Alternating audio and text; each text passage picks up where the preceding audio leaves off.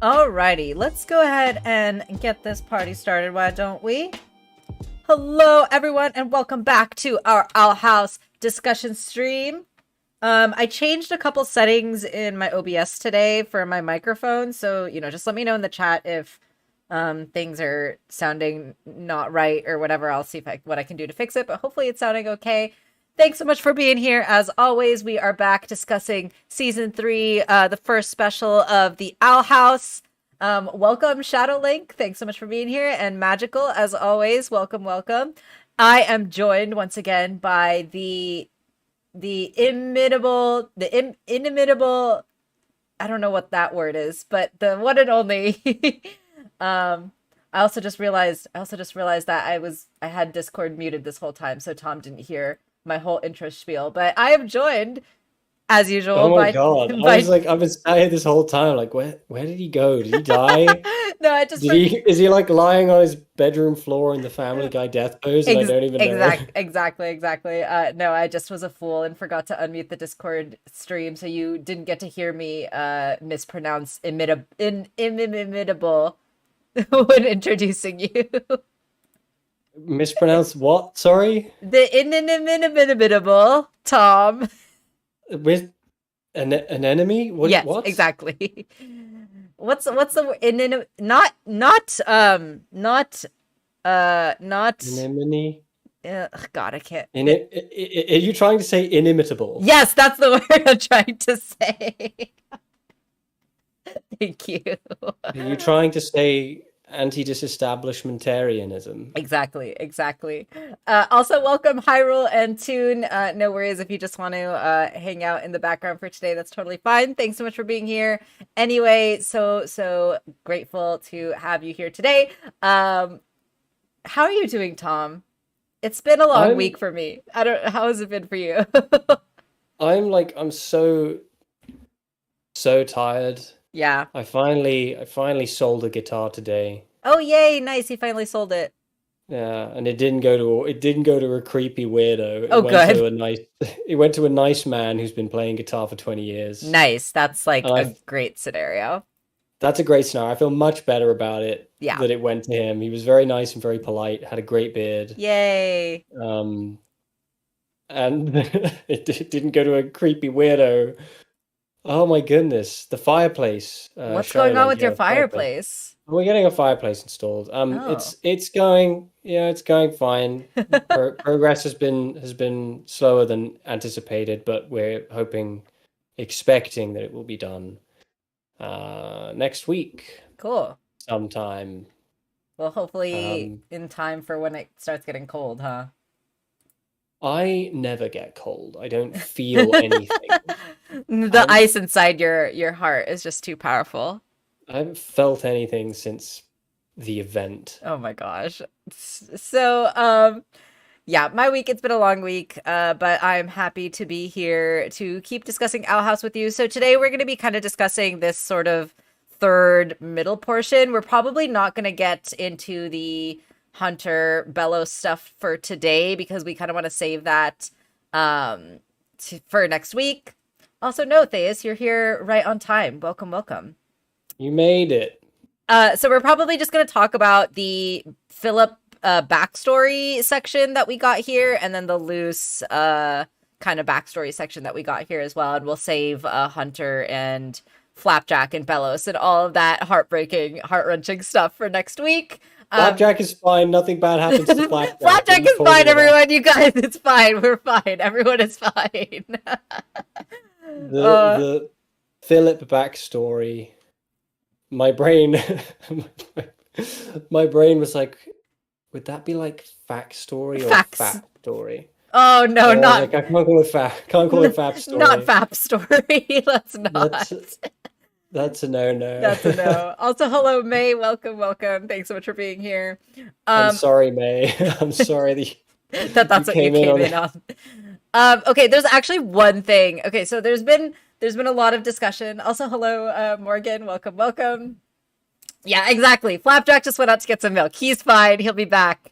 He'll be back in just a couple hours. It's fine. Yeah, it's been a couple of years already. He'll be back. Just give him a couple more hours. There just must be a line at the store. Yeah, really, really long line that Really lasts long. several years.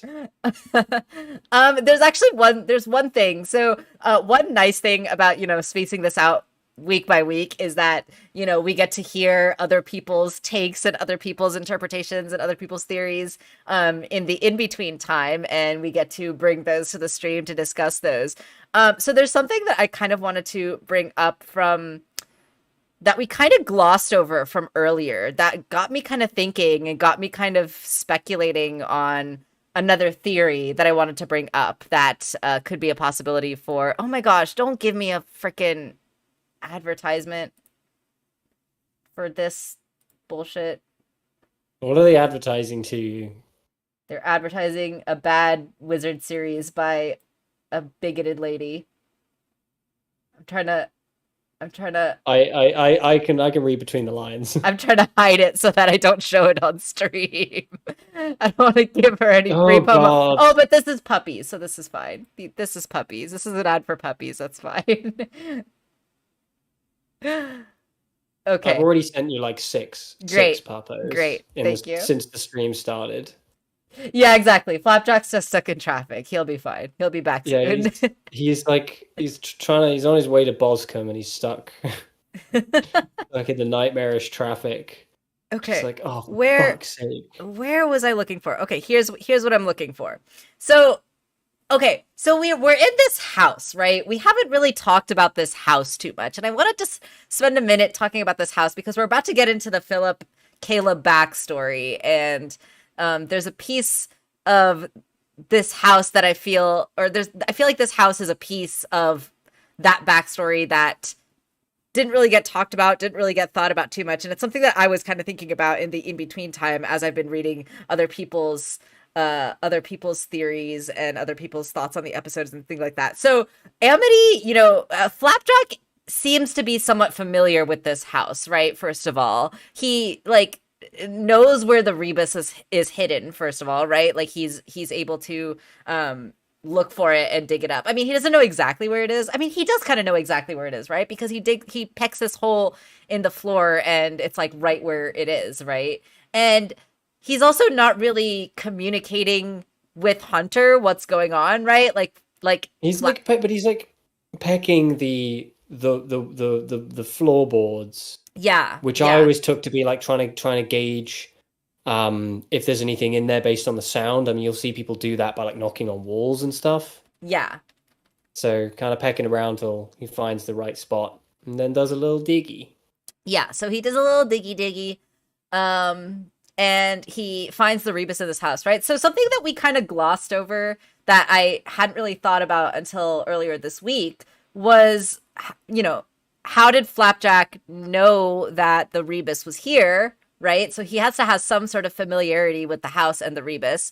And like, what is up with this house specifically, right? Like, I hadn't really thought too much about this house. It's like alone on its own in the middle of the woods. It's like somewhat hidden.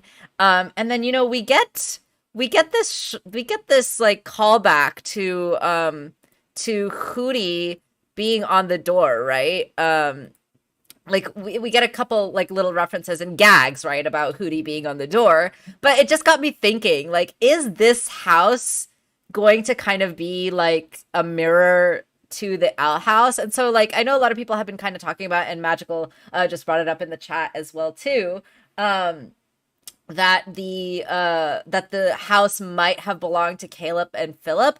I actually think that the house might have belonged to Caleb and Evelyn. That's kind of where my theory is going with this right now. And so that's what I assumed. Yeah, and so like maybe this was like they had like two houses, right? Like, so they had like one Earth house and like the Owl house, right? As one house. Because that's the other big mystery. The one big mystery that has been there since the first episode of the show that we still don't have an answer to. We have the backstory to all of our main cast of characters of the Owl House crew, right? But the one character that we still don't have any clue where they came from or what their backstory whatsoever is, the biggest mystery of the show, is the titular character of the Owl House.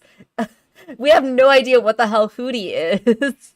I'm not sure I want to know who Hootie is. I feel like part of the fun is that Hootie is this horrendous mystery. Yeah. Nightmarish bird tube. Yeah, and so like yeah, that's another great question, right? Exactly too. And it's like why would Evelyn have this house in the human realm? So like maybe this house was like their I don't want to say like vacation home, but like like they had one place to stay in the human realm, one place to stay in the demon realm, and then because they were like they were in an interracial couple, right? So they had to have different places of residences.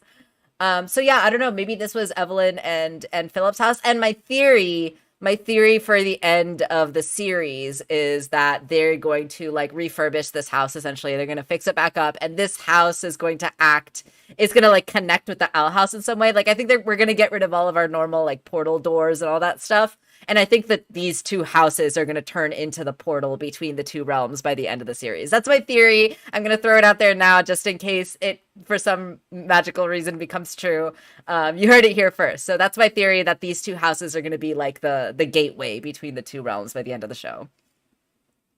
Yeah, I mean that house kind of already was a gateway, but I don't know if we know for sure why that is. So, when Luce waltzes through the door in the first episode, she finds the door in that building and it spits her out into wherever it is that Ida placed it. Right, right. But any other time a door has been opened in any other place, it spits them out here as well. When they opened the door in Belos's castle, it spits them out here. Yeah, that's true. This building kind of already is a gateway. There's something specific about this location. Like it's not like what is it in Minecraft, the Nether? Right, yeah. Where it will spit you out. I think depending on where you place the portal, it doesn't matter where you place the door, it spits you out in that specific house. Yeah, so I wonder if there's a reason for that, or that's just how it is. I have to believe that there's a reason for that. Yeah, it's curious and curious. Hootie is simply God. Yeah, I think that's true. I think that Hootie is just a chaotic godlike entity. Hootie might be on the same power level as the Collector, to be honest. He just like doesn't choose to use it. Hootie might be more powerful than the Collector. He might be. We really have no idea. Dana said that Hootie's origin was ultimately left on the cutting room floor. That's a shame. But also I do kind of agree with Tom that the mystery of it is kind of also very fun. The mystery of it is fun. I don't want to know where Hootie comes from. I feel like part of the fun of it is that Hootie is just this horrible, omnipresent, weird little thing. That's true. That's very true, Hyrule. Maybe we just don't want to ask questions we don't want to know the answers to. Yeah, that's a good point too. And that Masha's story does mention a secret code of some kind. So we'll get into that when we get into this backstory bit here. What if the portal that Belos and everyone went through actually just brought them back to the house? Yeah, I mean that's kind of what we're thinking. Was I the only one who thought that the Belos problem would be resolved in this episode? Yeah, it's interesting that he's kind of continued to be a villain. We'll see. Yeah, unexpectedly. But I'm like weirdly curious if he's going to turn into a bit of an anti-villain. Maybe. Rather than continue to be the out and out antagonist of the series. How would you kind of imagine that? I don't really know. Because he says something really weird and cryptic right at the end, which we have no way of fully interpreting at this point. And we can sort of theorize on that when we get to it. But what he says is, I'm doing this to save your souls or something. You'll thank me. Yeah, yeah. And it's like, does he mean that because he's a friggin' nightmare Bible basher? Right, exactly. Or is he saying that because he actually means it and he has a plan for defeating the Collector? Yeah, exactly. So we really don't know what the heck he means by that. So yeah, it's interesting to see where the Belos stuff is going. But we'll probably not get to that this week. We'll probably talk more about Belos next week. Yeah, this for the good of your souls. Exactly, yeah. So we'll talk more about that next week when we get to the end part. But today we're going to focus on the backstory of Philip and Caleb, and then the loose kind of video clips bit. we kind of want to drag this out a little bit for a couple of reasons. One, I feel like the Luz story parts were some of the most hard-hitting emotional parts of the episode, and also like some of the more interesting. So I feel like I really want to get like in depth with that. And also, I know Tom, you mentioned that you're working on an Owl House video right now, right? So we're hoping that we can kind of line up the timing with our last discussion stream for when your I'm trying my damn hardest to get this video done as quickly as possible. Yeah, I mean, obviously take your time with it. We want the video to be good, but yeah, that's the thing. I don't want to be rushing it, but I am trying my best, and I have to thank Toon for helping me find clips. Yeah, I'll definitely be shouting him out in the video every now and again. I'll just like go to him and be like, I need a clip. I need a clip of one of the characters. I don't know, reciting the entirety of The Merchant of Venice backwards, and he'll just be like, "Oh yeah, this bit in this episode." And I'm like, "Oh, I don't even remember that scene happening." But great, perfect. Yeah, that'll do for sure. Yeah, so we're gonna talk more about it this week and next week. So yeah, hopefully we can drag this out a little bit more and make the hiatus like feel a little shorter. That's our goal here. So we get this wide shot of the Halloween, festival, whatever is going on here. I'm sure that all of these costumes are like references as well, because there's just so many freaking references. I'm gonna take away our little overlay here just for a second, just in case anyone in the chat is able to recognize any of these references. But, we see like our two characters that were, talking to Luz earlier, the ones that are modeled after the crew members, and one of them has like a knife in his back. This girl seems to be like a flapper of some kind, and this person seems to be dressed like the Onceler, it kind of looks like. Oh. At least from the escape the one slide from the back. From the back, they kind of look like that. This person's like a clown. There's like a fox and like a unicorn and like a butterfly girl here. There's like a devil, angel, pilgrim triple threat over here. There's like a knight and king. There's like a steak and French fries. I just really like all the little details in the show. They just make me happy. They might be references, they might not. What was that? Oh, I was going to say something dumb. Okay. There was one kind of moment that took both of us a good while to think of, but then after we both put our heads together, I wound up thinking of the perfect example pointed out in the vid. Cool. Okay.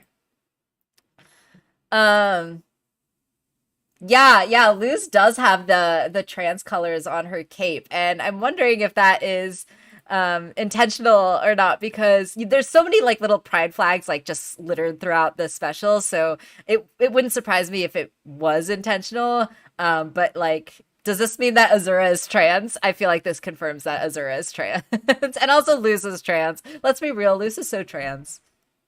And we are expecting a video on that. The video will come on Luz being trans, I promise. That is something that I'm like actively working on right now. We're expecting a video on it by the end of the week. I want it on my desk by the end of the day. Definitely not coming that soon. Yeah. Oh yeah, and there's another Amphibia reference here as well. But I don't think we're quite there yet. Yeah, so the kids all come out and, they're saying they're going to keep the puzzle a secret till the time is right. I love all their little costumes too. I think that they all look adorable. Obviously Hunter in his stitched up Cosmic Frontier costume. Gus has got his red shirt Cosmic Frontier costume. Does that mean that Gus's character dies in the in the book? Red shirts don't always die, just often. Just often. And then Willow's got her cute little like bat outfit as well. It's very, very adorable. And then of course, Amity dressed up as Hecate, and Azura, Luz dressed up as Azura, and they're doing their little couples cosplay, which is very, very cute. Yes, I totally think that Luz is not binary. I've always wondered if Hecate is meant to be like a pun on something. Maybe. If anybody knows if Hecate is meant to be a pun on something, please tell me. I think Hecate, or Hecate, maybe, is the god, one of the like Wiccan gods. I want to say. So maybe it's a play on Right. that. I didn't know that. I don't know anything about any of that. I know in Buffy, like often whenever like they do spells, they like call upon the goddess Hecate or whatever. So I think it might be a reference. Okay, so Willow or not Willow, what's his name? Hunter. Oh my gosh, I got Hunter and Willow confused. Oops. Hunter notices a spooky, ominous something off in the distance in the woods, right? Some sort of laughing, some spooky vibes going on here. Yes, thank you. Hecate is a goddess in Greek mythology. Thank you, Hyrule. So it's probably a play on that. And Hunter says it's probably just in my head, right? And then, of course, he turns around and we see the creepy Bellows goop creeping up his neck. So yeah, it's definitely in your head, Hunter, and probably in everything else inside you. Oh, Gabriel says gross. Hecate is the Greek goddess of magic. So yeah, that's probably what it's a play on. My knowledge of the occult is shockingly poor. Apparently. Shockingly poor. Oh, I'm sorry. I've let you apparently all she's down. often holding snakes. That's another snake hint or snint, as they say. Take me to Snurch. Yeah, part of Greek mythology. Interesting, interesting. She witnessed the kidnapping of Persephone. Interesting. I wonder if that's gonna tie into Alhaus somehow. I don't know how it would, but I wonder. So yeah, they go to this little kind of showcase, right? It's a almost like a reenactment. I want to say like a historical reenactment that they do. They obviously the witch hunting kind of history is a big part of the town, right? And so they do this little reenactment here, and this guy in his silly little wig is like, "I have seen the Mrs. Smith consorting with the spirits unpure," right? And this lady is like, "No, it's a lie. I'm not a witch," right? And I love that Gus just like pops in and he comes in to like defend the lady, right? Even though it's like not part of the script, it's not like part of the reenactment whatsoever. But Gus uses his illusion magic, right, to claim that the prosecutor essentially is a demon himself, and then he turns his legs into like devil legs, which is hilarious. And of course, like everyone is freaking out because they don't know how he did that, but he saved the witch lady, which is all that matters. And then friggin' Ronaldo Fryman gets arrested again. Yeah. But before Ronaldo Fryman gets arrested, we do have one more little amphibia reference in the crowd here. Shout out to this guy in Grimes. his grime costume in the background. I keep calling him Grimes. That's not Grimes No, is Grimes is a musician. yeah, that's someone No, else. it's not Grimes. Grime. My wisdom from the occult comes from Hell of a Boss. That's funny. This particular bit is why they think Gravesfield will play at least a small part in the final special. This looks like a plot thread that they'll resolve, and perhaps that's how V will wrap her arc. That is interesting. Yeah, I would love to see kind of the town of Gravesfield in kind of a similar way that like the people of the Boiling Isles are very much like a character. I would love to see like the humans of Gravesfield kind of be like their own character and play into the Um, finale in some way. that would be I don't know. That would be difficult at this point. I think um, manifesting a collective of people in a setting as a character on their own and in their own right is actually very difficult to do. And there are lots of ways you can approach that. I mean, we've seen in like Amphibia, for example, it has a smaller collective of characters That's true. Yeah. who all have very distinctive personalities. And so it foregoes the town being big for having like a tight knit community of very like outlandish kind of personality types. You know, the crazy vagabond and the lonely, sexually repressed woodworker. Stuff like that. Right, yeah. And then there's the Spider-Man approach, which is to not Mm. necessarily put emphasis on their individual characters, but give the community a sense of Right. The overarching city of New York importance. is, Yeah, the city of New York. You mess with one of us, you mess with all of us. yeah. You've got the legendary like, sequence in Spider-Man 2 when he stops the train Yep. and they Yep. all come together to protect his identity, and it's really beautiful. And this show has never made any attempts to do that. And that's not a criticism. They're not trying to do that, but it Yeah. would make it really weird if they all of a sudden tried to like make the people of the town important somehow to the plot, which they're not. I don't know. It would be odd, is what I'm saying. I don't know if I would be surprised. It's not like it would be Yeah. impossible for If them they to. were to do that, I would like trust them to find a way to pull that off. But it is hard to imagine them pulling that off at this time. But I can imagine it. It's definitely not an impossibility. Um, Hyrule, that's hilarious. I did not even think that this character in the middle looks like me. Hold on, I'm gonna close the overlay for a second so everyone in the chat can make their opinions. Do people think that this character looks like me? That's hilarious. It actually kind of does. I'm waiting. I'm behind. Yeah, that's okay. I'm also still reading the chat. Not quite what I mean. I mean, in the sense that they'll be shown. Oh, yeah, yeah, yeah. That they'll be kind of taught the real history of the Boiling Isles. Yeah, I could definitely see that for sure. That does not. I mean, I don't know. I mean, I guess it looks like you if you kind of like squint. If you kind of um, squint, I don't know. he needs different colored glasses. No, this is he a jester? If he is a jester, then that's pretty accurate to me. This jester guy in the middle. Okay, Are you a there's jester? split opinions in the chat. I am a clown, so Clowns feel lucky.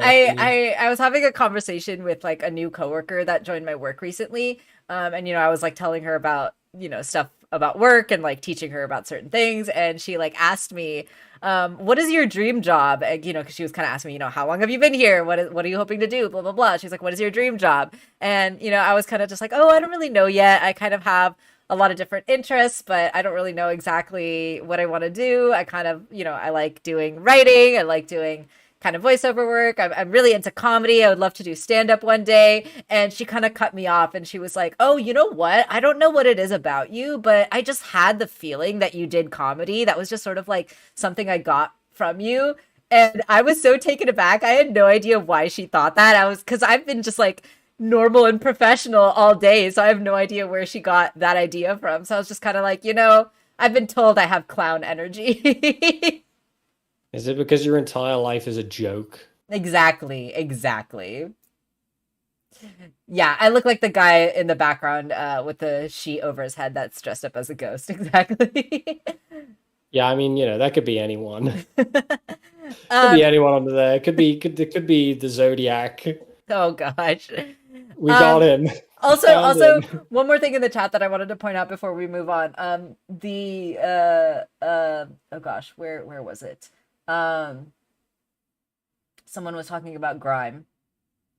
Oh yeah, Theus says, does this mean that Grime has become a local mascot after Frogvasion? So it's actually kind of funny, right? We actually got multiple hints that Owl House and Amphibia are like kind of in the same like multiverse, right? Obviously throughout Amphibia we got a ton of hints of that, and in the beginning of this special, and at the end of last season too, we saw the article about Anne on Camila's iPad and about how like, oh, it's a hoax, right? And at the end of Amphibia, they were talking on the news about how everything was a hoax and not really real. So I definitely think that these two worlds are tied in together. So it's possible that this guy is literally dressed as Grime. Like he saw Grime on the day of Frogvasion and was like, that would be a great Halloween costume.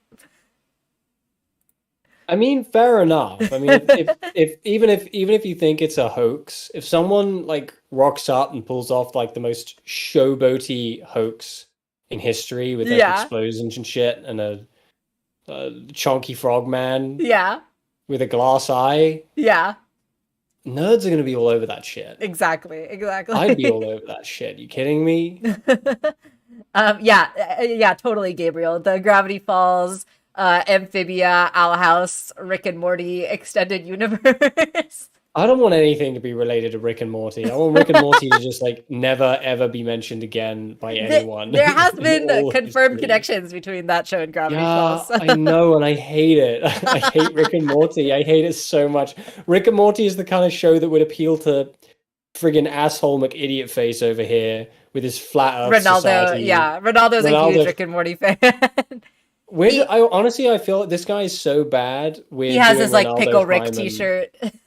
We're doing Ronaldo Fryman a disservice. Yeah, Ronaldo and Steven Universe is actually not nearly as bad as this guy or like anyone. No, Ronaldo at least is susceptible to change. Yeah, he's not like I am a Rick and Morty hater, chat. I am absolutely a Rick and Morty hater. First 2 seasons were great, and then Dan Harmon got a massive ego boner. Yeah, I never watched past the first 2 seasons. Just like started making straight trash. Like, Dan Harmon is honestly such an awful goblin, man, and I hate him. I hate the way he writes. Yeah, allegedly he's like utterly insufferable to talk to. He's one of those people who really fancies himself a genius. Yeah.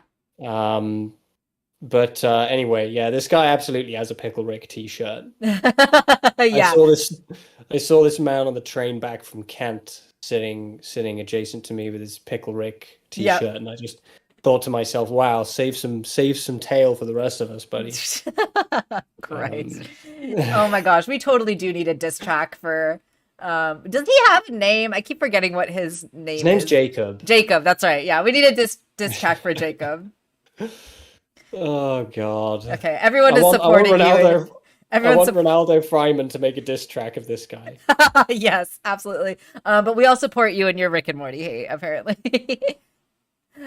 So, Jacob, this guy shows up and he's like, these children are demon spawn and they want your teeth or whatever, right? Like his bullshit conspiracies and stuff like that. He's like, look at his ears, he's from Mars, right? And Gus is of course just like, hey, lay off the costume, man, because of course it's Halloween and of course he's gonna have pointy ears, right? Is it too much to ask for this guy to be involved in some like horrible vehicular manslaughter? Oh my gosh. Just oh my gosh. Oh my gosh. V just run him over with the car.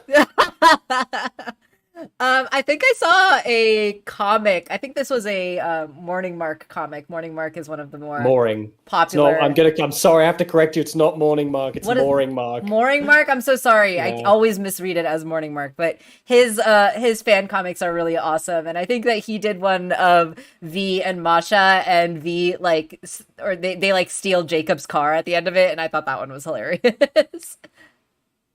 And then friggin' run him over with it. Yep, exactly. That's all that Mark needed to add to that comic was Jacob getting run over by the car.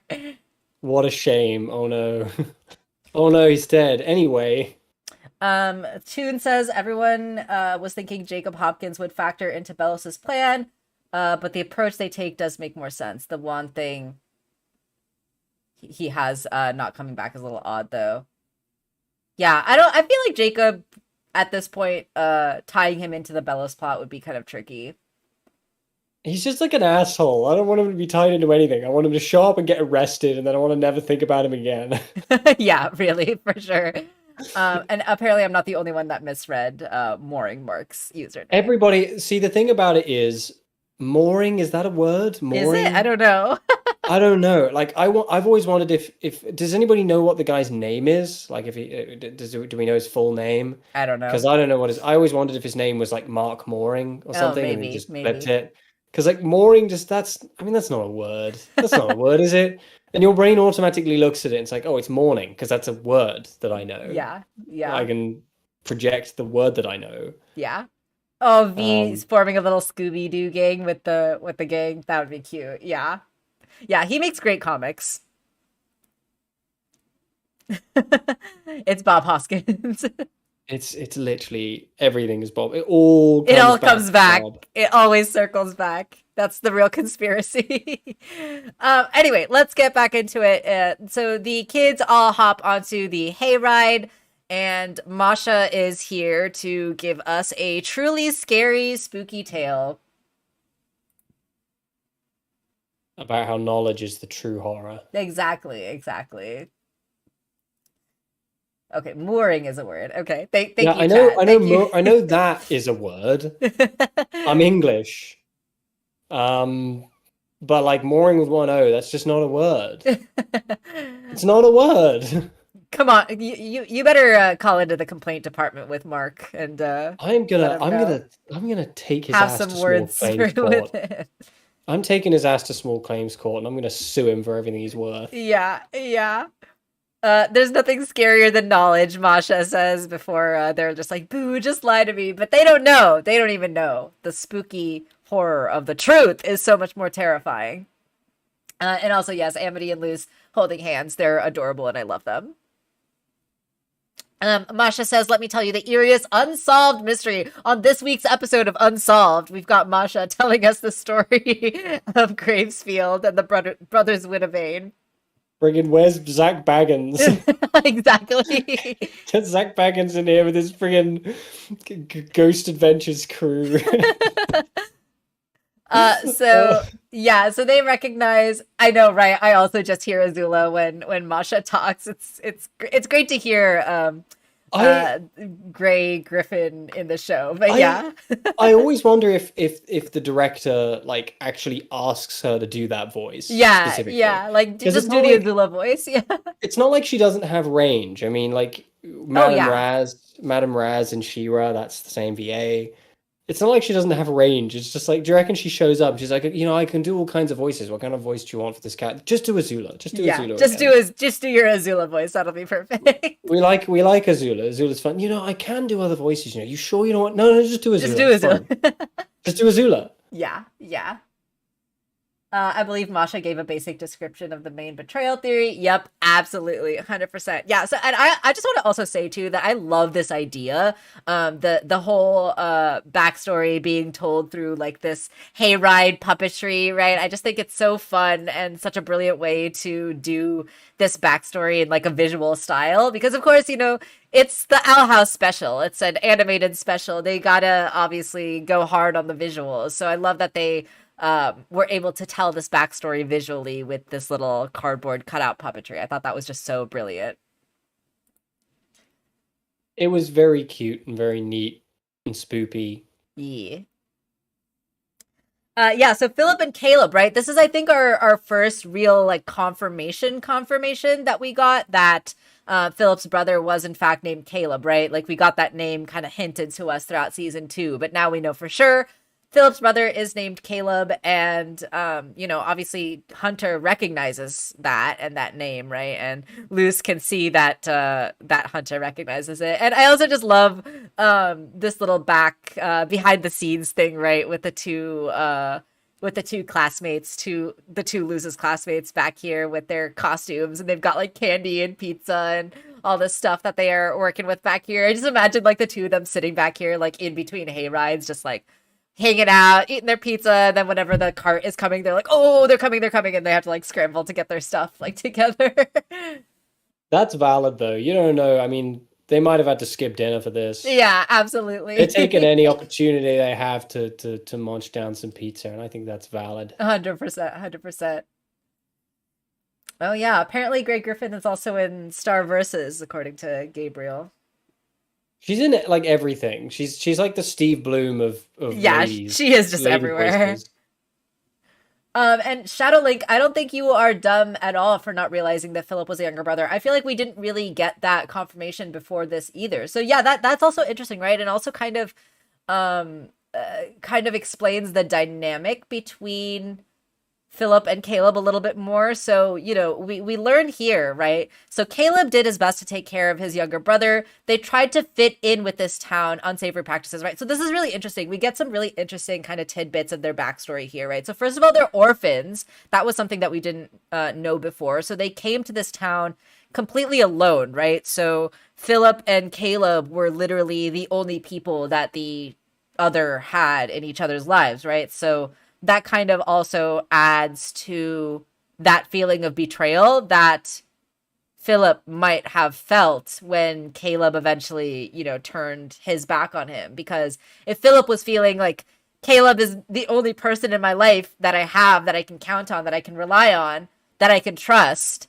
And all this time as kids, they were learning to conform, right? And to fit in with this town. Conformity and suppressing yourself is obviously a really big theme in the show.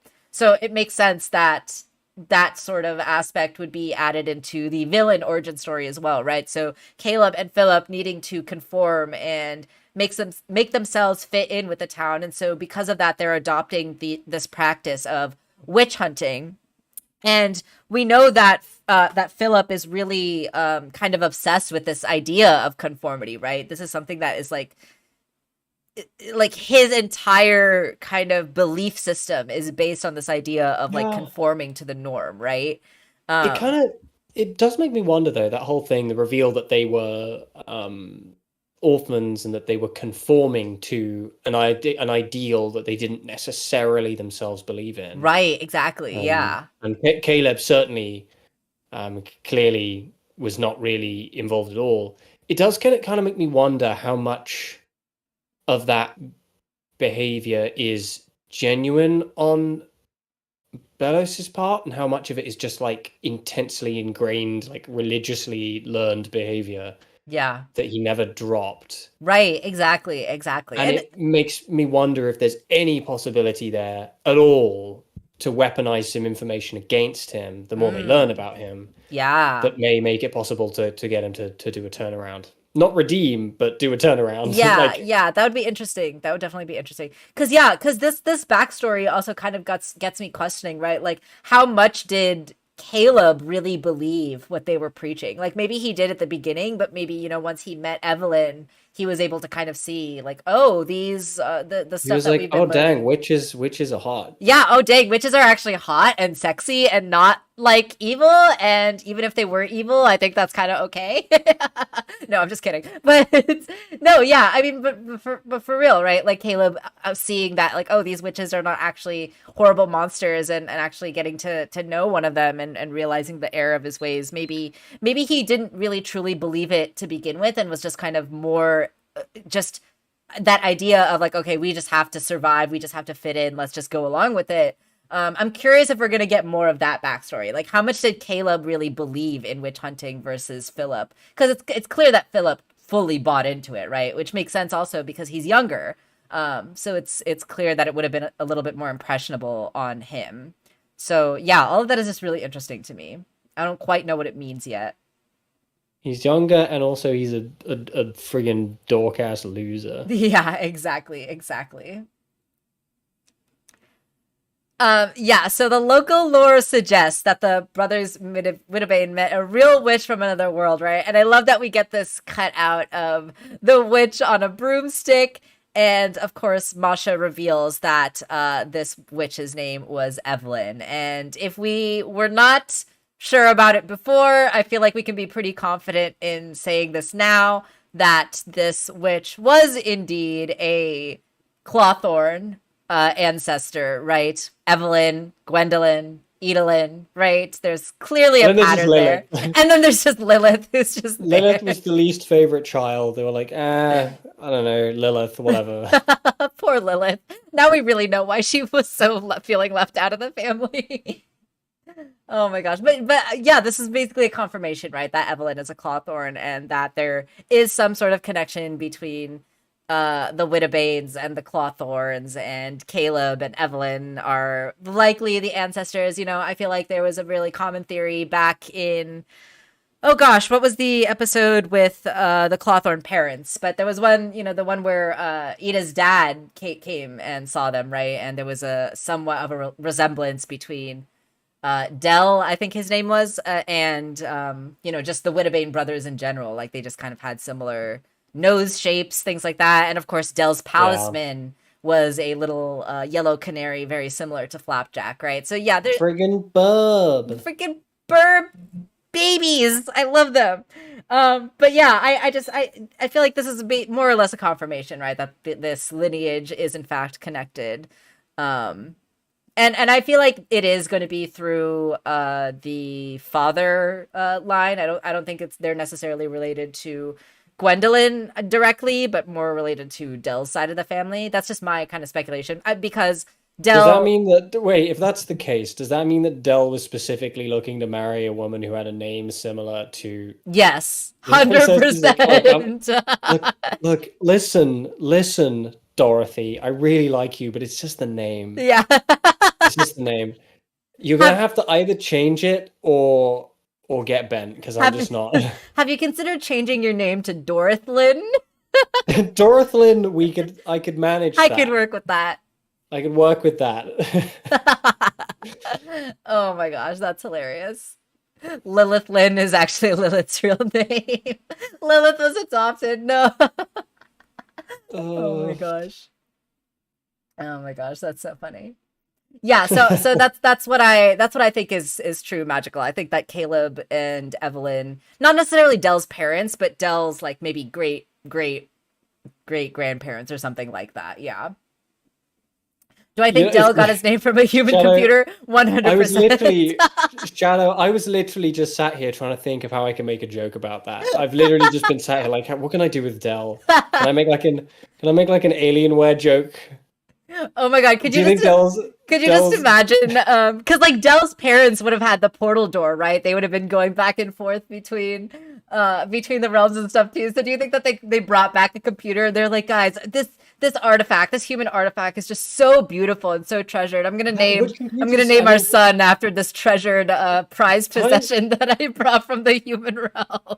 In terms of the timeline, Dell would not have existed at that point. Like Dell is an old man, okay? That's true. Like, but I do really like the idea of Dell just turning to his dad one day and being like, "Dad, why did Mom name me Dell?" It's time pull shenanigans. I'm calling time pull shenanigans. Your mom really loved Dell computers. The brother is called Lenovo or fucking Packard Bell, whatever it is. Oh my gosh. HP. HP. HP Clawthorn. Anyway. Yeah, but then people would interpret that as an HP Lovecraft thing. No, yeah, that's true. That's true. Anyway, the fact that we didn't have the name Evelyn before is interesting because I'm willing to bet that Ida, Gwen, and Dell know the name. Oh yeah, interesting. And yeah, that's actually a good point too. Also, Toon, the fact that Gwendolyn was the character that was the one that gave the hint about there being a human in the human realm, right? So I think there's been a little bit of theorizing happening already before where it's likely that she was not even talking about Philip and that she was talking about Caleb instead, because Caleb would have been in her family, kind of. She would have been married into that family, so she wouldn't have necessarily known. Yeah, there's no reason to believe that she's talking specifically about Philip. Yeah. So I think that's interesting. Name drop anybody. Yeah, she's just kind of like, oh yeah, there was a human here once. Yeah, it's so interesting. Small detail on the cardboard puppet Caleb. We see he's wearing the coat that Philip Bellows wears. Oh, that's so interesting. I don't see him wearing a coat in this shot right here, but if that's true, that's so interesting.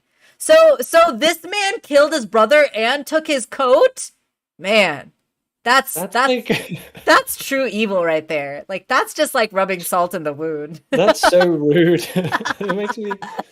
That makes me think of that Joel Haver skit about the RPGs. Yeah. Where he like kills that man and takes his gloves. I don't want to spoil it for you, Tom, but there is a character in Buffy that kills another character and takes their coats. Okay. So there's the Buffy reference for the day. Days without incident 0.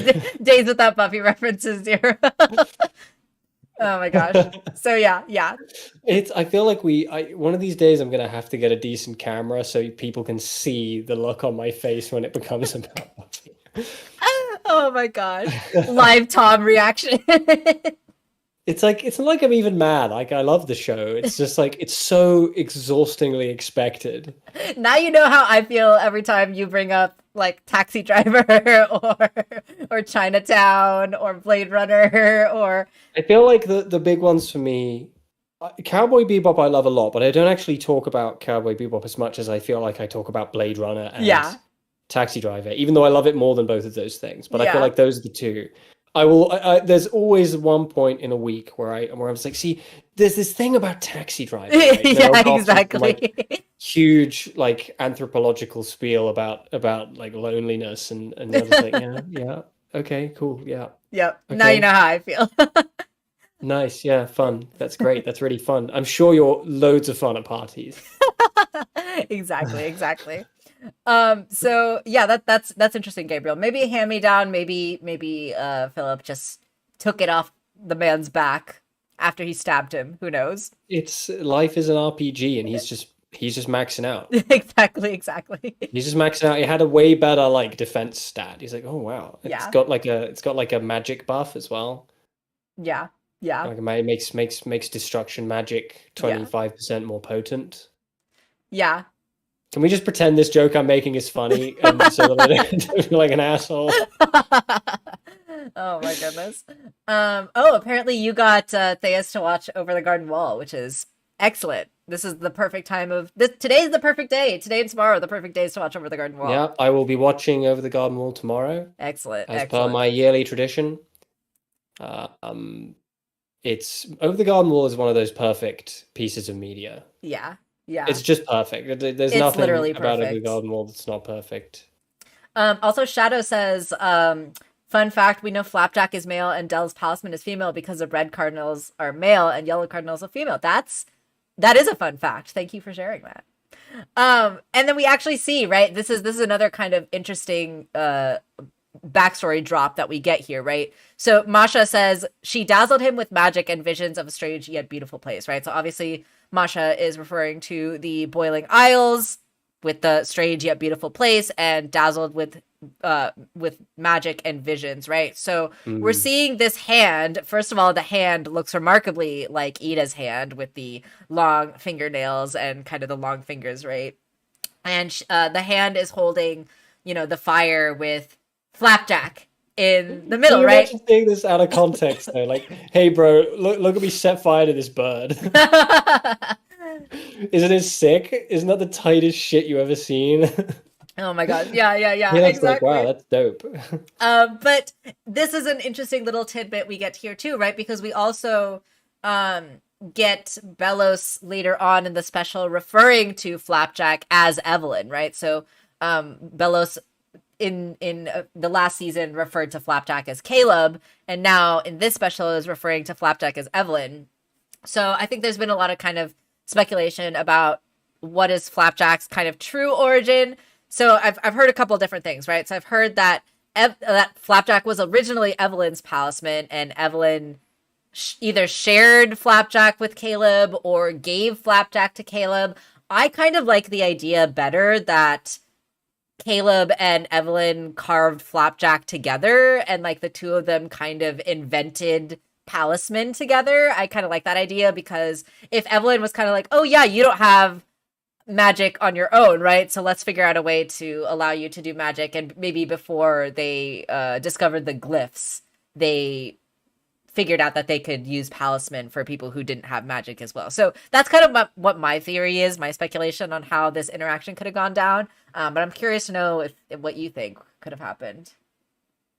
You're asking me, but my head is empty. No I have thoughts. literally, I'm just not one of those people that theorizes things. Like I like to analyze the way a thing is made, but I'm just not the person who likes to theorize about mysteries and story and stuff like that. My brain's just not geared for it. Yeah, I'm that's fair. honestly, I'm just not smart enough. My brain just doesn't engage with media in that way.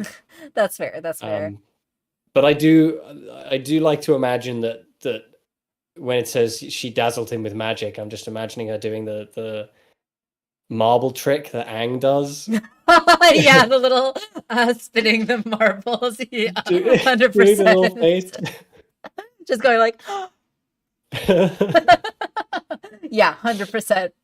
I want to see that flashback now. May says, I love the theory about them carving Flapjack together. Yeah, I feel like that's the one I like the most too. The only thing the only issue I have with that is like, I don't know, it just seems odd to me, because think about, for example, the Bat Queen. Yeah. The Bat Queen we know to be a palisman for a Very start. old, yeah. And we know that the Bat Queen was also. Has it been confirmed that the Bat Queen belonged to the Titan? No, it hasn't, but that's a very popular But like theory. The Bat Queen is older than like time immemorial. Like Yeah, she the like Bat doesn't Queen is so old. remember. Well, we don't. I What is the timeline really? I don't think we really got that confirmed. Whether like the human came to the Boiling Isles versus when the Bat I Queen. I don't. Yeah, I just the Bat Queen.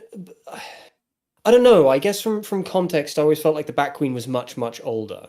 maybe. And the Bat Queen. Surely not necessarily, but I feel like through context we can safely assume that the Bat Queen is older than Flapjack because the Bat Queen is the one who took Flapjack in. That is true. That's a good point. Like, yeah, the idea. I don't see Evelyn and Caleb inventing Palisman. Like Palistrom would have existed for ages. Yeah. I don't see them inventing it. I see them being craftsmen. The Clawthorn line are a long line of craftsmen. Yeah. I don't know if I buy necessarily that Caleb and her would invent. That's fair. But okay, that's interesting. Yeah, so I didn't watch or listen to that Q&A tune that went on the other day. But apparently they did talk about that the Bat Queen would be too small for the Titan's Palisman. And actually I can see that the Titan is pretty freaking huge, right? So they would probably need a Palisman a lot bigger than the Bat Queen. So it's interesting, but I do kind of agree with Tom that it makes sense that the Bat Queen would be older than Flapjack. So I'm kind of thinking that they didn't necessarily invent carving palisman, but we do know, right, that according to Dell, carving palisman has been a tradition in the Clawthorn family for who knows how long, right? So maybe Evelyn is just one in a long line of palisman carvers, and she's the one who taught Caleb how to carve palisman. Because I still like the idea of them carving the palisman together. They didn't necessarily have to invent carving palisman for that to be the case, but I do like the idea of, at very least, Evelyn and Caleb carving Flapjack together. Yeah, it would be cute. Yeah, I don't know. So, and it also would kind of make sense for why Bellows would then refer to Flapjack with both Caleb and Evelyn, right? So I don't know. Maybe we'll see. We'll see what the actual backstory is, but who knows? That's just my theory. So and then Masha says this interesting line next, right? They say they used a secret code to travel between worlds. So that is interesting as well. We talked a little bit, right, about the two houses being the kind of portal between the two realms. They use a secret code to travel between worlds. So I think that Masha is kind of just referring to the Rebus here and the fact that the Rebus led them to the Titan's blood. And that's kind of the secret code that allowed them to travel between worlds. That's kind of how I interpreted that. But maybe they had some other thing going on. I'm not really sure. I feel like it's safe to assume. Yeah. I bring up that the Widowbanes were shown to be wood carving at one point. I think Caleb might have started it in the family. Yeah, so it's interesting. It's interesting. Yeah, that's true. Yeah, Toon, that's a good point. That we saw Caleb carving the mask that would eventually become Philip's mask. Yeah. So that is interesting. Yeah, that's been. I'm sure Toon has told me that before. I've heard other people mention it as well.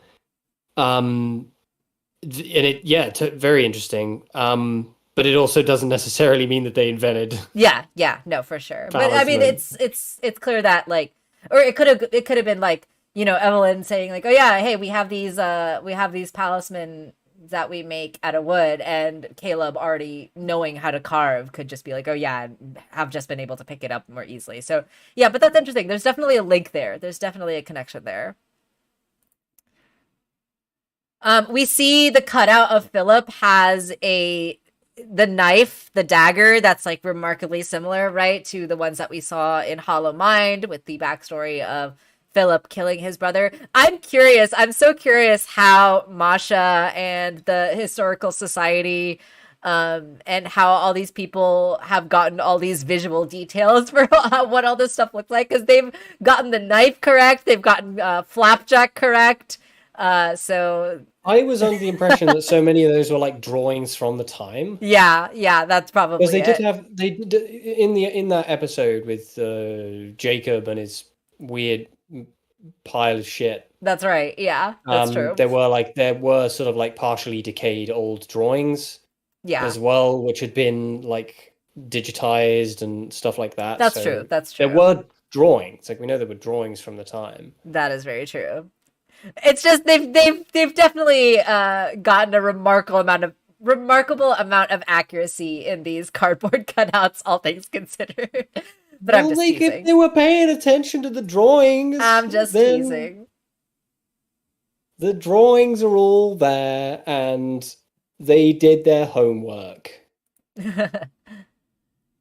um, yeah, that would also make sense too. But also, it's just a very I like the design of the knife stands out in my opinion. Yeah. So Yeah, a wiggly knife, for some reason, a wiggly knife is more acceptable to S&P than just a regular that is a knife. regular dagger. Yeah, Regular knife just looks too deadly and sinister. yeah, yeah. And we can't have kids getting ideas now, can we? Yeah, we can have any of the characters bleeding out to death as long as the blood's not red, right? Yeah, I mean, you can buy a gun from friggin' Walmart, but God forbid, God forbid the we put dagger is straight. God forbid. Oh my gosh. America's a disaster. It is. It is. Anyway, all things considered. So this was my one of my favorite bits of this scene as well too, when Masha at the very end just like very flippantly accurately calls out what the situation is too. Like they say maybe he's still chasing his brother and caught in a cycle of horrid strife, which is of course exactly what happens. And of course the rest of the kids are react to that in absolute horror because of course that's the actual truth. And then of course Masha's line here is hilarious where they say, sounds like big bro got a hot witch girlfriend and little bro got upset, which of course again is exactly what happened. Right? Yeah, where's the lie though? Where is the lie? Exactly. Masha reading Bellows for Phil. Yeah, Bellows is just like an entitled little shit. Bellows is just an incel. He's just an incel. He needs to get friggin' vehicular manslaughtered. Exactly. So they get off the hayride. They are appropriately shook, right, from getting these backstory lore drops from Masha and Caleb, or not Caleb, gosh, Hunter, goodness. Hunter looks out into the woods once again and sees the creepy antler head, blue glowy eyes, Bellows demon in the distance. And he pulls Luz aside, right, and is like, hey, Bellows is definitely here. I see him. I'm not just making it up this time. And I do really love that Luz and Hunter have like this connection, right? Like Hunter obviously wants to hide certain things of himself from the rest of the gang, but I love that him and Luz at very least have this connection and they're able to like confide in each other and rely on each other through this like stress. Two gays confiding. Exactly. Exactly. So Hunter reveals, right, that the secret code. Okay, so we actually kind of get a confirmation here that the secret code is in fact just referring to the Rebus, right? So Hunter says it's a puzzle. We found it in the shack, and Amity was going to surprise you with it, right? Which is it's one of those things in the special where it's like a little bit silly, where it's like, oh yeah. So Hunter explains, right, that like you and your mom already do so much for us. We wanted to do something for you. And Luz is just like, oh, that is very sweet. And so Hunter and Luz decide that they are gonna just go off without the rest of the gang and try to find the Titan blood first before Bellows can find it, right? Because that must be what Bellows is after, is the Titan's blood. And they don't want to freak anyone else out, so they say like, let's just do it ourselves first. Let's prove he's here first.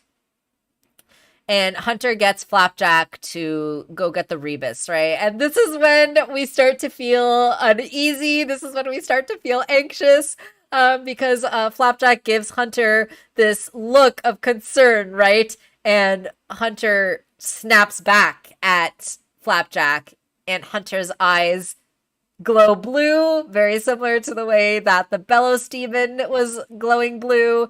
And he very harshly tells Flapjack to go get the rebus in his creepy, demonic, distorted voice. And Luz calls him out on it, say it's like, hey, what the heck? Why are you being such a dick? And Hunter's like, sorry, I don't know where that came over me. Those are her exact words. Those are the exact words she says to him. Exactly. Why are you being such a fucking asshole? Why are you being such a fucking bell end, you little shit? And he's like, oh, what? What? Sorry. This I saw a tweet I saw a tweet that made me absolutely crack the hell up, which was it was a screenshot of this and a few other moments from the show, which was like, how many plot points in this show are because Amity doesn't have a fanny pack and is just losing stuff out of her pockets constantly. And it's like they had this screenshot of Caleb's, or not Caleb. Oh my gosh, I keep saying Caleb. They had this screenshot of Flapjack pulling the rebus out of Amity's pocket. They had a screenshot of everyone is Caleb to you. Like Hunter's Caleb, I guess Flapjack so. is Caleb, everyone is Caleb. They had a screenshot of the episode where Amity's Grom photo fell out of her sleeve. They had a screenshot of Amity's the Titan blood key falling off of her neck and stuff like that. So yeah, Amity, just get a freaking fanny pack already. It would save us all a lot of trouble. You think she'd make a fanny pack look good, or would she make it look terrible? She could rock a fanny pack, I'm sure. We know that Luz makes a fanny pack look good. She's got that norm-core. 100%. Yeah, I agree too, and I really love the Luz Hunter connection, and yeah, I hope we'll get to see some more Luz and V stuff in the future as well. So yeah, Amity just needs to either get some zippered pockets or a fanny pack of some kind. She needs to stop losing things out of her pockets. So Luz and Hunter go off, right? And okay, so we'll do kind of this last scene, I think, for today, and then we'll call it a little bit early. This is also adorable though, right? Like V just snuggling on the couch, watching TV, and Camila just being mom, taking care of her and turning off the TV. Very sweet. V is adorable and I love her. We stand V in this house. Is 12 out of 10. Oh, if y'all haven't seen it yet, check out Tom's V fan art. It's so awesome. I love it so much. Tuna's just been throwing V fuel at me. Yes, good. Yeah.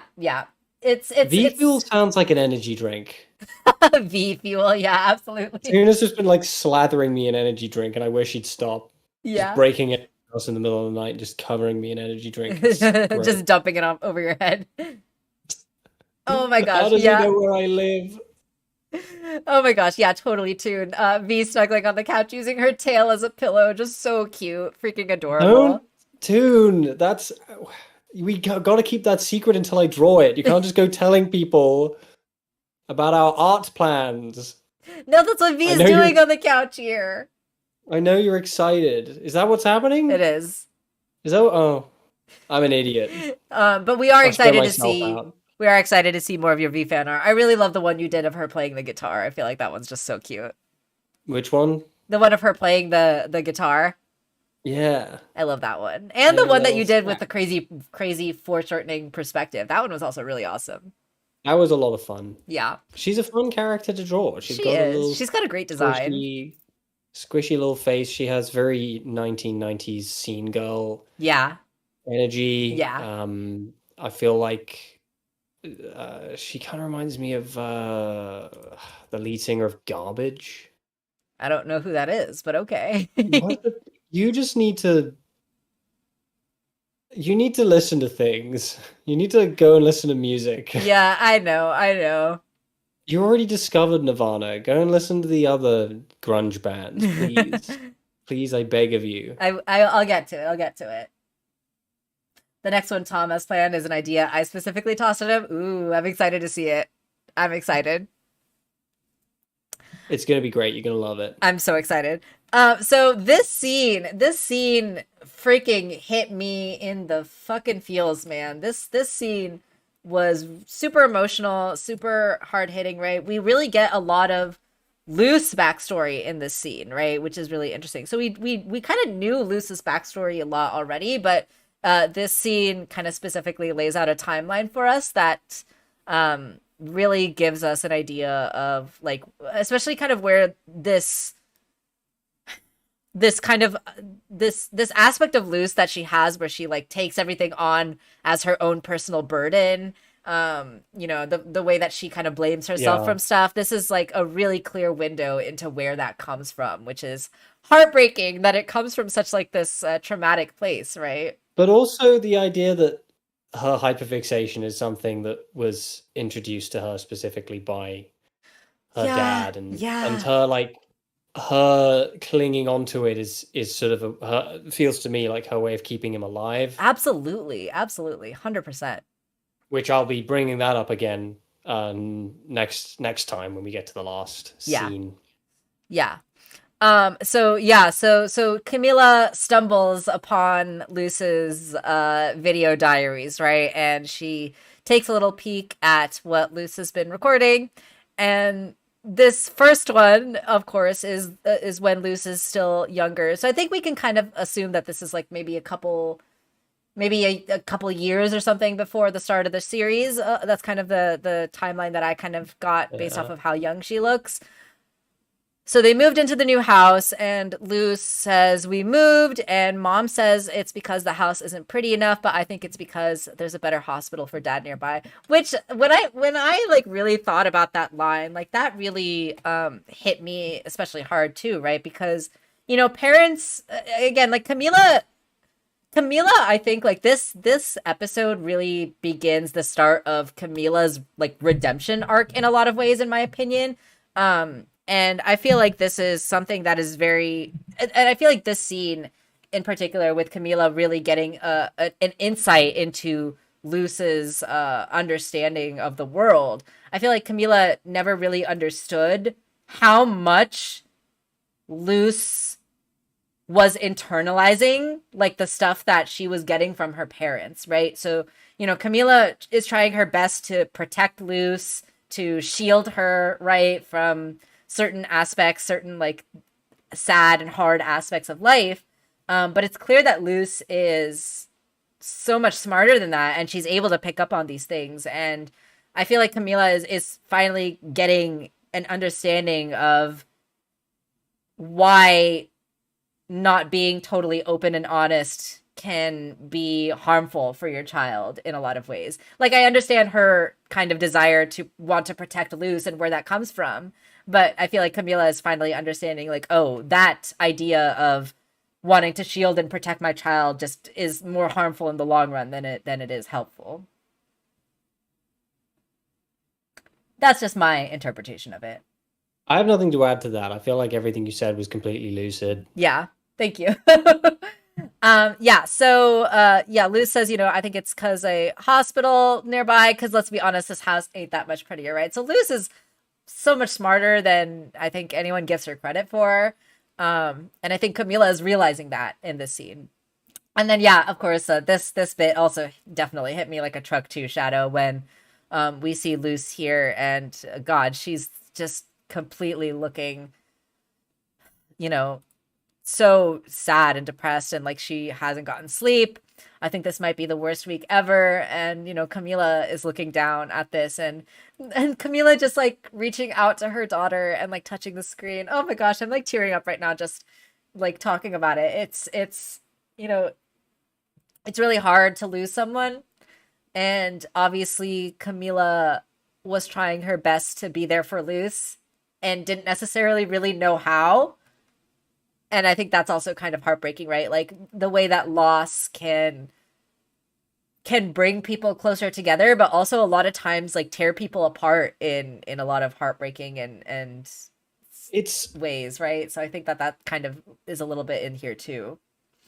there's how to word this. I feel like the main theme with Camila in this episode has been like mending a certain rift Yes. that she allowed to happen, and I think Yes.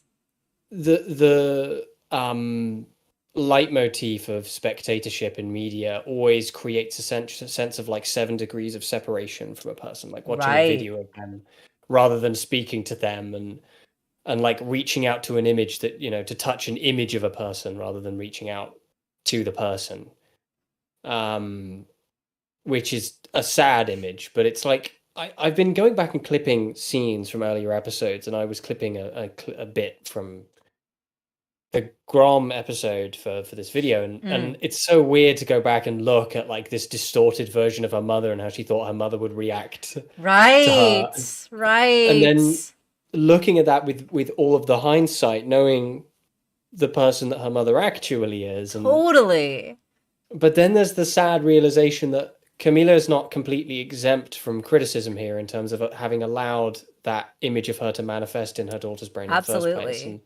and that's her going back with her to the Boiling Isles is so important Yes. as a Yes. symbol of mending that rift, 100%. Yeah, which is and kind of why I say it as like a Camila redemption arc, right? yeah, She's it's not definitely quite a redemption arc because she didn't really do anything wrong per right. se, but it's like this scene I think is where she begins to realize. Her Because mistakes, yeah. is this just after the dream sequence? No, she had the Y- dream sequence earlier, but yeah, but it is after the dream the, sequence, yeah.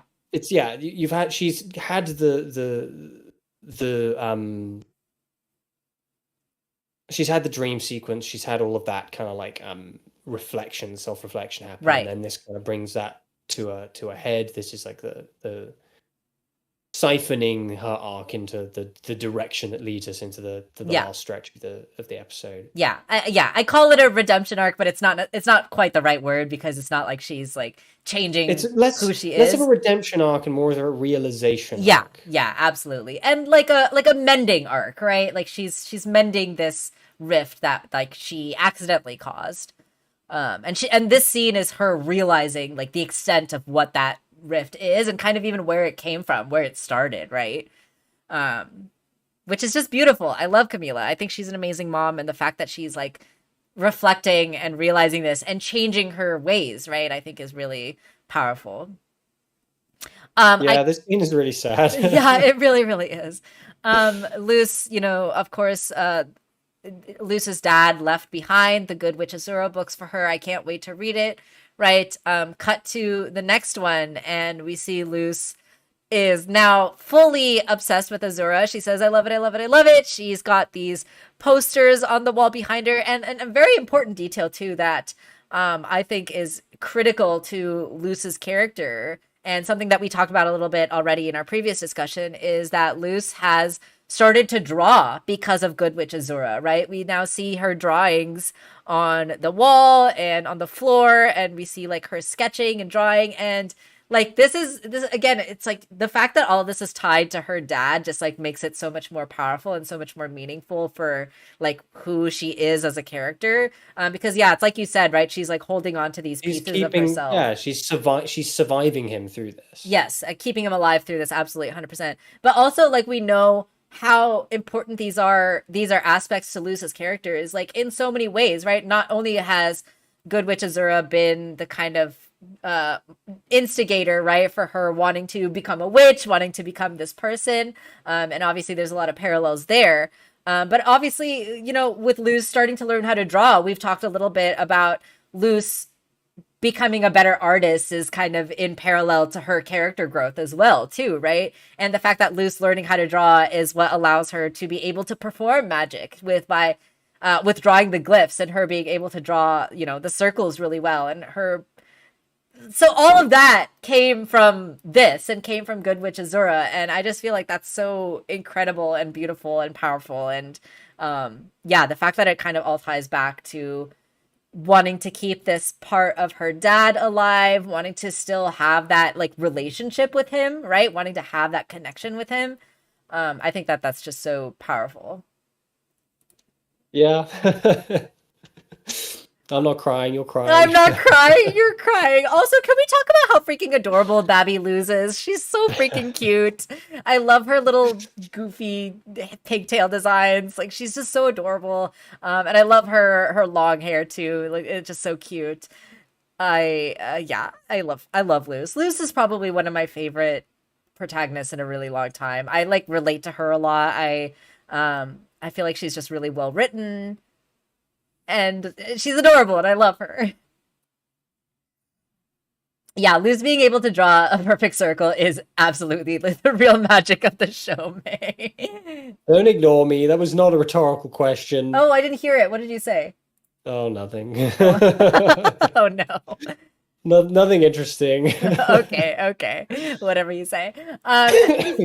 So we cut to this next scene, right? And we've got some more posters on the back wall here with some fun references, right? We see what is this one? Spirit Devourer, which that's Soul Eater, right? Yeah, Soul Eater. I don't know what this one is either. It came from the dirt. It seems to be some kind of zombie. That's just like a Hammer horror kind of. Yeah. I don't know what it's meant to be specifically, but you know the Sadie Killer episode. You've got like the Lurch and right stuff like that. Just kind of generic pop. It came from outer pulp space. Horror. Yeah. And then of course we also see all of the Azura books on the shelf, right? So all these again, the little details of the show are wonderful. I'm gonna cut my hair with it. Cut to that was a bad idea.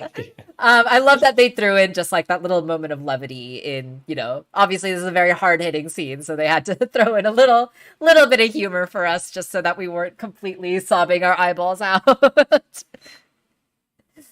Oh gosh, I love Luz. I was thinking exactly the same thing about SpongeBob. I didn't say it because I didn't want to spoil. We were having an emotional moment and I didn't want to bring up SpongeBob's method for drawing perfect circles. Oh my gosh. That's how you draw your circles, right, Tom? I don't know why this is making me think of Pearl. You know when they do the aquamarine thing and they're trying to draw aquamarine and Pearl was just like, honestly, I can't even draw a circle. Oh my god. Oh my god. It's like the best drawing out of the four.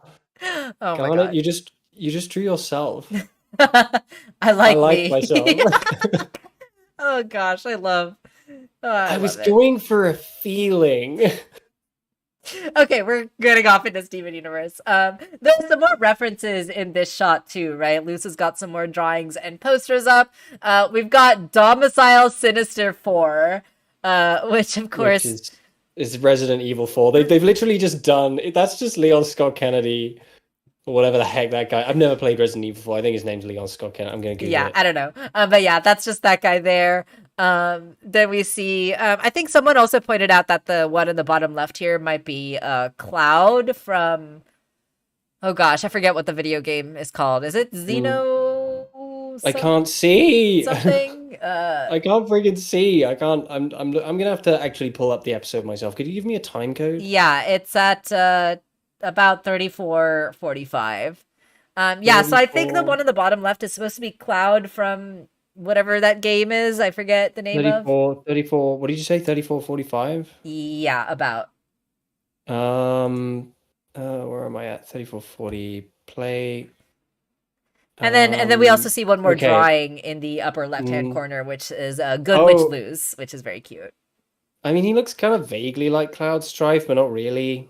Yeah, I don't know. I feel like he's kind of like a generic anime boy with a big sword. That could be it too. Yeah, totally. Which describes many anime boys, unfortunately. True. Fair enough. There's up on the top right, there's a lady with a cloak and like high thigh boots. Yeah, that could be something, but I don't really know. Her outfit looks a lot like Casca's from the waist down. From Berserk. Well, there's definitely a lot of Berserk references in this show. There's a lot of Berserk in this show. So it totally could be. Can you Um, imagine if the last thing her dad gave her was Berserk instead? oh my How god. would that what would that have done to her personality? Oh my gosh. Yeah. Yeah. Imagine how different the show would be. I feel like that, that wizard that we met in like the first or second episode, I feel like he would be dead. She would have just fucking killed She me, would have just just killed cleaved him in him. half. She would have just started working out with a big sword and just got real swole. Exactly. Shadow Exactly. Cloud is in Steven Universe, along with Horrible Sonic and Gitaru Man, or whatever his name is. Gitaru Man, Cloud Strife, and Horrible Sonic, as That's I right. call him. The absolutely grotesque, awful thing. That's right. That's right. Oh my gosh. All right. We had our fun. Let's get back into the feels.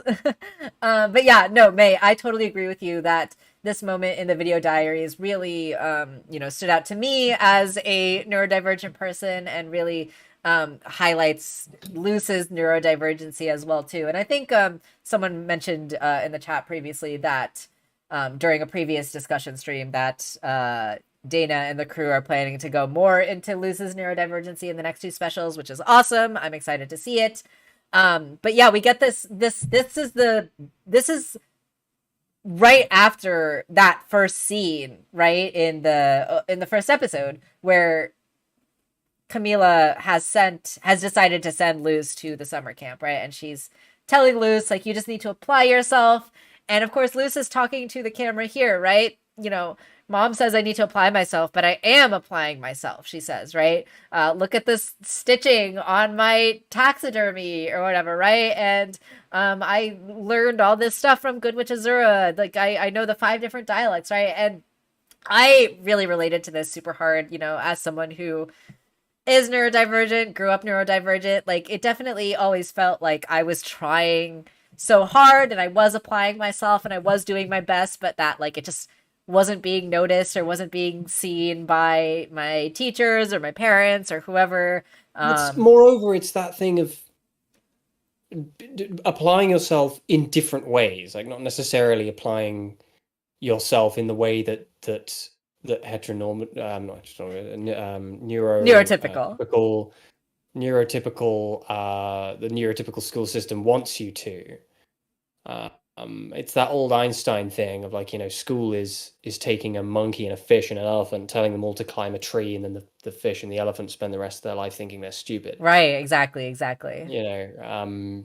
It's not a supportive environment for different kinds of thinking. Exactly.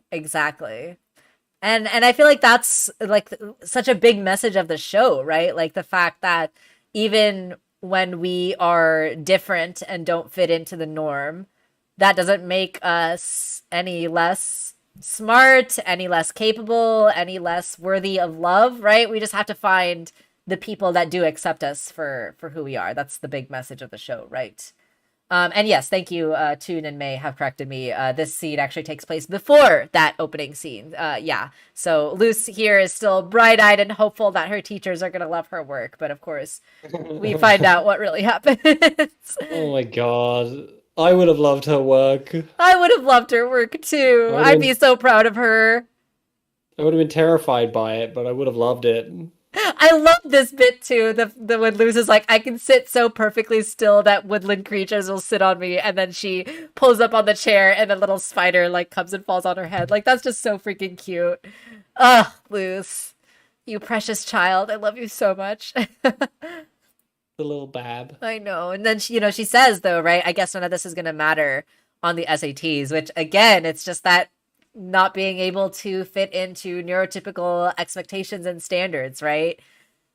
Oh gosh, Luz, you neurodivergent icon. Yeah, and then she says like it's been really tough for mom since the funeral, so I'm gonna make her proud, right? I'm gonna wow the teacher's face off. Yeah, she's gonna do something to get that teacher's face off. All right. Yeah. Oh, Luz. Yeah. That face came off, just not in the way she wanted. That face sure did come off. Oh, man. I mean, we don't get any close-ups of the head teacher's face in this episode, so we don't get to see the skin grafts. Oh my god. Yeah. Oopsie daisy. Oopsie. Oh my Oh gosh. no. Yeah, yeah. Yeah. No, I totally agree, May. The SATs are bullshit. And yeah, that's an interesting callback to the Grom episode in the spider. That's funny. So yeah, Camila looks down kind of like, sadly down at this recording, Lou saying, "Mom, you won't have to worry about me ever again," right?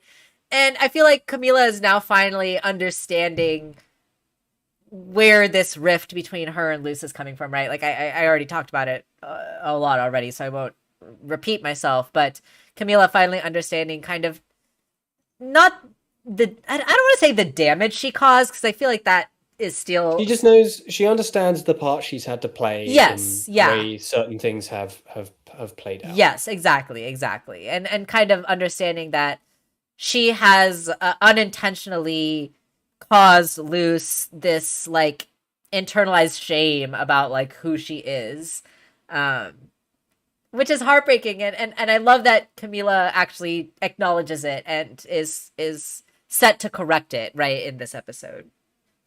She's a great mom, and we love her. 12 out of 10.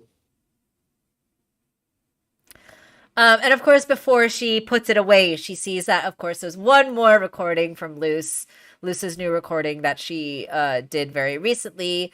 And we find out what she says that she's going to do as well, which we didn't get right at the end of the last scene. So she says that on Halloween after the hayride, she's going to tell everyone that she's going to stay in the human realm permanently. And I love that Camila is the one that's like, no, I am not going to let this happen, right? Like, she was the one in yesterday's live that so badly wanted Luce to stay in the human world and not leave and not go back.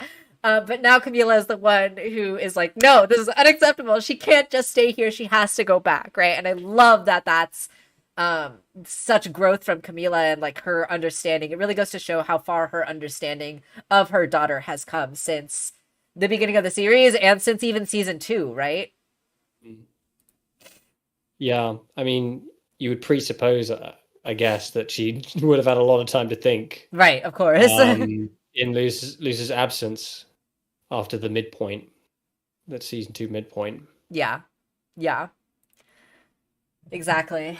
All right, so we have been talking for about an hour and a half now at this point. I don't know how much longer. So the next scene is gonna just be, Luce. Maybe we get to. Maybe we just do. We'll get to V and find my phone, and that's probably where we'll end it for today. How does that sound? I am very tired. Or do you want to just end it here? My brain is mush. Okay, let's. But we can. How far away is the scene you just described? Like a minute. Yeah, we can do a minute. Okay, let's do one more minute, and then we'll wrap it up for today. So Luce and Hunter, I love this shot too. This whole special was super cinematic and just the visuals were amazing. And I just love the shot of the full moon and, the two of them running in the puddle splashing. It's just very, again, just adds to that spooky, ominous vibe. You know what it makes me think of? What's that? Makes me think of Wolf Walkers. Oh, yeah. And we know that Hunter is a gay wolf bab, so. They're gay wolf babs now. They're gay wolf babs, 100%. So they are running in the woods. They are trying to find the Titan's blood, right? And Hunter takes off his Band-Aid and reveals the Belos goop that has infiltrated his blood. And his eyes go blue, and we see the shadowy, ominous figure glowing blue in the distance. And Hunter runs after him, right? And leaves Luce behind. And this is really brilliant, right? I love that this is the way that Luce was able to figure out how to find the Titan's blood on her own. And of course, we got these little hints, right, throughout the special of Luce trying out glyphs and it not working. And then she did the fire glyphs at her mom's vet office and it like singed her hand a little bit. So she was like, what's going on here? And now we find out exactly why that happened and what is going on. She's putting these pieces together and she realizes that the glyphs work. And she actually interestingly calls back to season 1 as well too, right? This moment in season 1 when she was fighting Lilith, and the glyph The like glyphs didn't work. yeah, the glyph like turned on for a second and then like fell apart, right? So interesting that this moment is being called back to as well, and Luce is able to put the pieces together that the glyphs do work in the human realm as long as they are close to the Titan's blood, since that is the Titan is what the glyphs draw their power from too, right? So that's brilliant. I was always under the impression that magic didn't work in the human realm at all, because I didn't remember Lilith using any magic. She did, yeah. So Lilith was able to use magic. Is that right? Yeah. Yeah. I mean, obviously, I was wrong. It's just when I watched this special, I wasn't expecting any magic to be used. Yeah, yeah, and the kids are all able to use magic too, right? And they were all able to use magic, and I was like, oh, I guess I was wrong. Yeah, because they've got their bile sac that they get their magic from. God, I hate that. That's so bad. That's so bad. It shouldn't be legal. Really. Yeah, exactly. Shadow Link, Luz and Hunter are running with the wolves tonight. Oh my gosh, so good. So yeah, glyphs are powered by the Titan, and so with the power of the glyphs, the stronger the glyphs get when they are closer to the Titan's blood. So Luz is able to use the glyphs to find the Titan's blood. Meanwhile, Amity, Gus, and Willow are trying to find them, and I love this little line that calls back to Hunter's line earlier too, where they're just like, "Calm down. They probably just went to go buy some more cars." Oh man, they need to stop buying cars. Yeah, it's getting out of hand. Poor Camila's budget cannot. She's already using coupons for groceries. She can't handle any more cars. And of course, Amity discovers that the rebus is no longer in her pocket. Oh no, where did it go? Meanwhile, Camila and V show up. And I want to give a little shout out to V's phone case that she has here, which looks like it has Jack Skellington on it. Very cute. Yeah, humans do just love buying tons of cars, unfortunately. You want to know something terrible? What? Never seen The Nightmare Before Christmas. You've never seen Nightmare Before Christmas? Never seen it. It's pretty good. It's kind of a classic. I mean, I think it is a little overhyped. Like, it's not like the most amazing thing ever, but it's good. It's good. I think Tim Burton is a better producer than he is a director. Yeah, I think that's fair. And I can't remember if that movie is one he directed or just produced. In my mind, it's one that he just produced. But then I might be wrong on that too. It might just happen to be very Tim Burton-esque in nature. Yeah. Produced by Tim Burton. Yeah, directed by a guy called Henry Selick. Yeah. Also, I just saw someone just subscribed, and I totally forgot that I had set up my alerts to have Atticus pop up whenever someone subscribes. So thank you for subscribing. I think it was Brad. I extend to you my greetings. Oh no, now the sound is going to keep going, I think. But but yeah, thanks for subscribing. Welcome. That is another cute little Easter egg too, Tune, that V has a little 5 pool ball charm on her phone, which is super cute. 5, of course, being a reference to herself. Oh, and apparently Tim Burton did not direct Nightmare Before Christmas, so... I know, that's literally what I just said. Oh, okay. Sorry, I missed that. That's what I just said. I missed it. I apologize. But thank you, Toon, for... Henry Selick. Henry Selick, who... I know that name. He's done other things. Right. Produced by Mr. Burton. Yeah, I didn't know who directed it, but I was under the impression that it was Burton produced, not directed. Because he didn't... I mean, he did that a lot with it. Whatever, you get the point. Yeah. Oh, Henry Selick has a new film on Netflix? That's cool. Is that the one... about the 2 demons that strike a deal with a girl who loves punk rock? Is that the stop motion one? That looks really good. I really want to see that, actually. Henry Selick. Let's have a look. Wendell and Wild, yeah. It's apparently fine. I've not heard anything like crazy about it. I'm just a really big fan of stop motion, and I know like stop motion obviously takes a lot of freaking time and work, so I want to give it the time of day for that reason alone. I just really love Coraline. Yeah. Oh, and also Key and Peele are in that one too, right? So I love them. Key and Peele, yeah, yeah. I think I think Jordan Peele co-wrote it as well. Did he? That's cool. Yeah, but I don't know for sure. I think the music's done by Bruno Coulet, who did the music for Wolfwalkers and a Ooh. bunch of other movies. Whoa. That's awesome. I'm gonna check it out. I need to know if freaking Jordan Peele co-wrote it. Yeah, According to he Tube, he co-wrote this. did. Yeah. He co-wrote the screenplay. Yeah. Okay. Okay. Cool. Um, Awesome. I'm definitely gonna check it out. I love this little loading screen too, right? For the Find a Phone app that V is using. Privacy schmivacy is what the catchphrase for this app is, which is really funny. And also, I think it's just kind of funny. Like, I've been rewatching Buffy, right, with Tom. And something that I think about a lot when I rewatch shows from the 90s or from the early 2000s and shows like that is the fact that a lot of the plot lines just don't really work in the modern day and age because they could literally just use a cell phone to call the other person up. And so there's always that like idea, right, of like, oh my gosh, how are we going to write for TV these days when everyone just has cell phones and half of our plot lines don't even work anymore. But shout out to the Owl House for making a way or finding a way to work in using a modern iPhone and making it plot relevant in a way. So that's kind of just fun. I just thought that was funny. And of course, we're able to locate Luz's location through tracking her phone, which comes in clutch, of course, in this episode. Privacy, schmivacy, am I right? Who needs it? Who freaking needs it?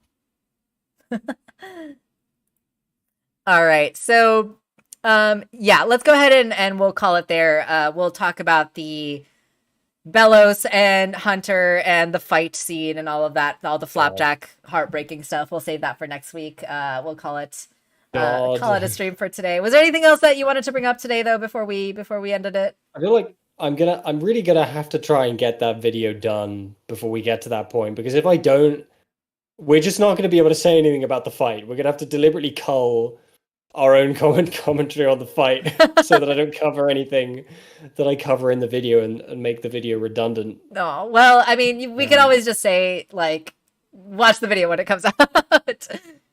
But also,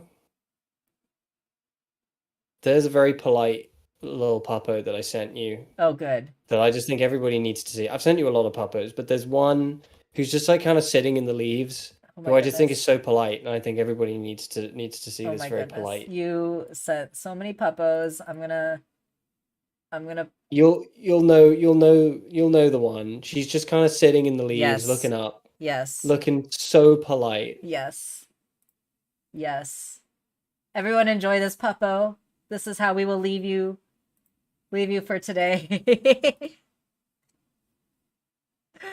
But yes, anyway, I hope everyone has a wonderful Halloween. If y'all are celebrating, watch Over the Garden Wall, watch Wendell and Wild, which seems like a fun movie with some spooky vibes.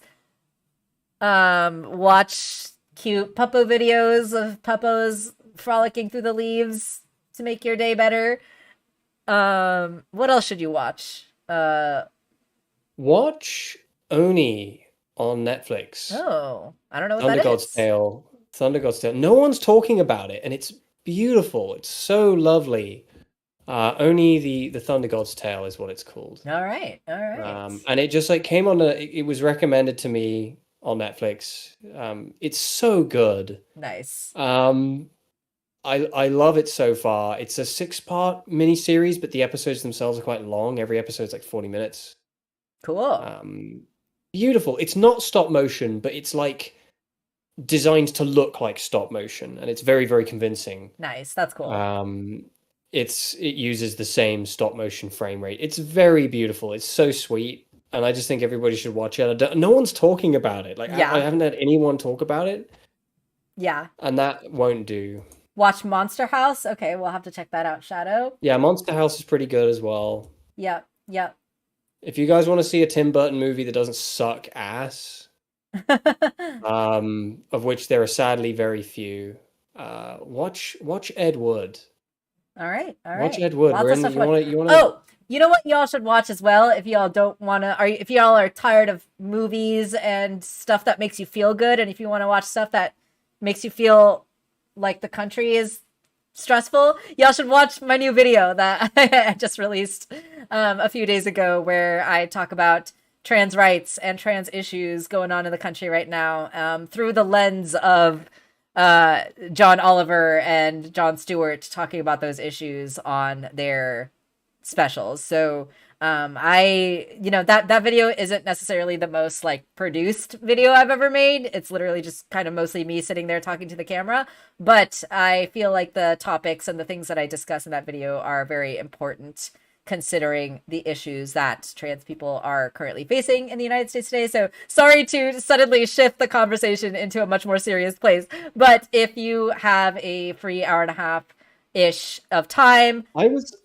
Do you want to know the saddest thing? Yeah. Well, not the saddest thing. I was literally trying to set up a segue to get to that video I specifically brought up Ed Wood because Ed Wood was trans, and I was going to use that. Yeah.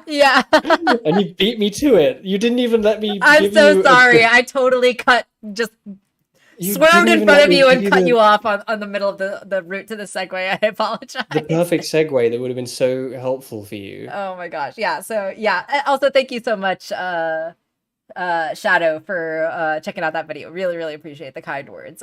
So yeah, definitely check out that video if you have the time. I feel like it's just really important and topical for what's going on right now. And of course, if you're in the United States, we have the election coming up next week as well. So make sure that you are staying informed and filling out your ballots and voting, all that good stuff. Also, thank you so much, Juliana. I have killed many plants in my time as a plant parent. So the fact that these are still the ones that are alive right now is through a lot of effort. So thank you. Can you imagine like talking the same way about being like a regular parent? Oh yeah. Like, yeah, I've killed a lot of kids. Killed a lot of kids. This is like my 6th or 7th, but I feel like I'm beginning to get the hang of it. Exactly. But yeah, thank you. One day I'm going to do a plant stream and talk about my plants. So yeah, anyway, let's go ahead and wrap it up for today. If anyone else has any other comments, feel free to join us in the Discord server or hit me up on Twitter as usual. Yeah, check out Tom's video when it drops. I'll be sure to link that as well once that comes out. And have a wonderful rest of your week, everyone. Have a good Halloween. Have a good start to your November. And stay safe and take care. We'll see you next week. Bye.